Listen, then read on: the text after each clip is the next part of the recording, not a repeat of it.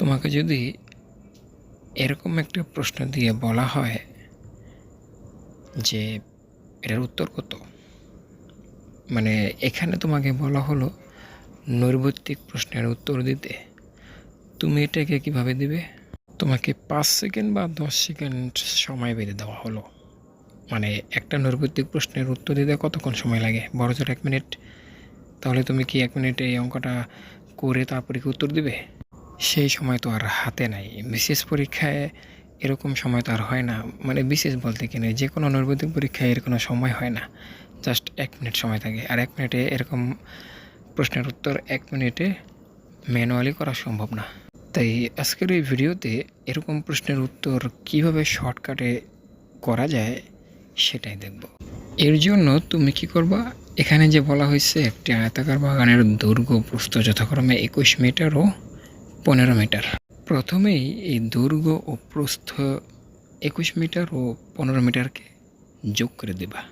এর সাথে এই যে এর ভেতরে চতুর্দিকে যে 3 মিটার রাস্তা আছে, এই 3-এর দ্বিগুণ গুণ করবা। এখন দ্বিগুণ কেন? এই উক্ত বাগানের যে রাস্তাটা আছে তার একদিকে 3 মিটার হলে অপর দিকেও 3 মিটার রাস্তা আছে, সেজন্য আর কি 2 গুণ করতে হচ্ছে।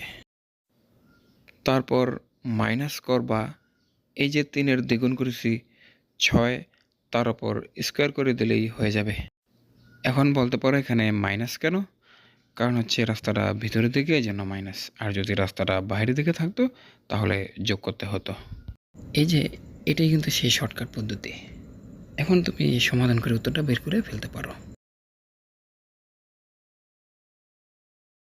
হ্যাঁ, এখানে আমি উত্তর লিখে দিয়েছি। রাস্তাটির ক্ষেত্রফল হলো 180 বর্গমিটার।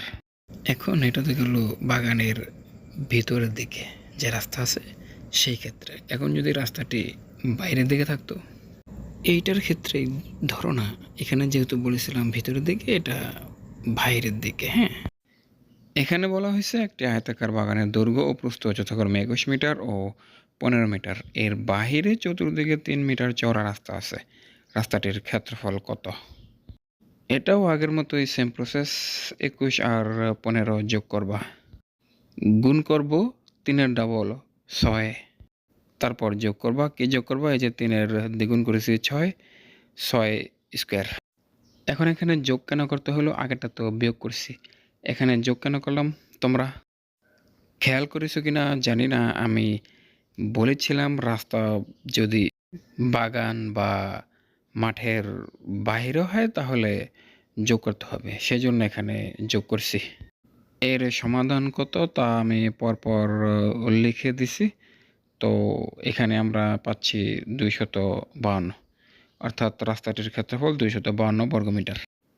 তো এভাবে তোমরা এই জাতীয় যত অঙ্ক আছে করতে পারো। এটি হচ্ছে সেই শর্টকাট। তো ভিডিওটি আজকে এখানেই শেষ।